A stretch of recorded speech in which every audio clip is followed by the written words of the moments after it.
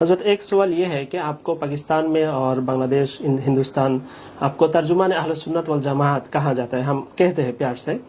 تو ترجمان اہل سنت والجماعت اس کا معنی تو یہی ہے کہ آپ قادیانیت کے خلاف بھی کام کیے ہیں اور عیسائیت کے خلاف، لامذہبی، غیر مقلدین، بریلوی، بہت سارے فرقے کے نام ہم سنتے ہیں.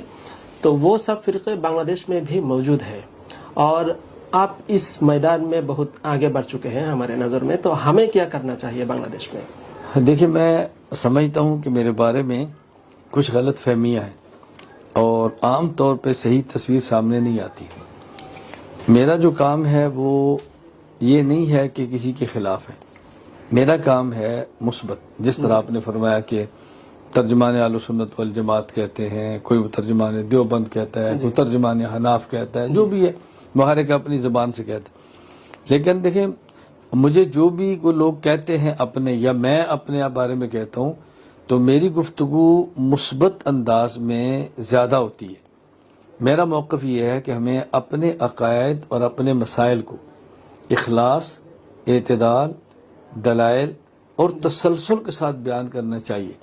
جن کے عقائد درست نہیں ہیں وہ از خود یا چلے جائیں گے یا عقیدہ ٹھیک کر لیں گے، یا کم از کم آپ اپنی عوام کو مطمئن کر لیں گے. یہ مسئلہ پاکستان کا بھی ہے، ہندوستان کا بھی ہے، بنگلہ دیش کا بھی ہے اور پوری دنیا کا. اور میں نے یہاں بھی علماء کرام سے گزارش کی، آج بھی آپ سبق میں بھی تھے تو میں نے اس میں بھی کہا کہ ہمارے علماء کرام کو چاہیے کہ وہ حق بات بیان کریں، اخلاص سے بیان کریں، دلائل سے بیان کریں، اعتدال سے بیان کریں، مسلسل بیان کریں، تو اللہ تعالیٰ نتائج عطا فرمائیں گے. جہاں تک بنگلہ دیش کا تعلق ہے تو میں آپ کی معرفت سے تمام اہل سنت والجماعت حضرات سے، خواتین سے گزارش کروں گا کہ آپ قرآن کریم پڑھیں، ترجمہ پڑھیں، تفسیر پڑھیں، احادیث پڑھیں، اس کی تشریح پڑھیں، عقائد پڑھیں، فقہ پڑھیں.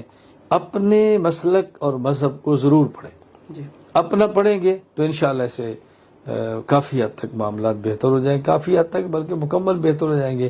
اپنے عقائد نہ پڑھنے سے مسائل پیدا ہوتے ہیں، پڑھنے سے مسائل ٹھیک ہو جاتے ہیں.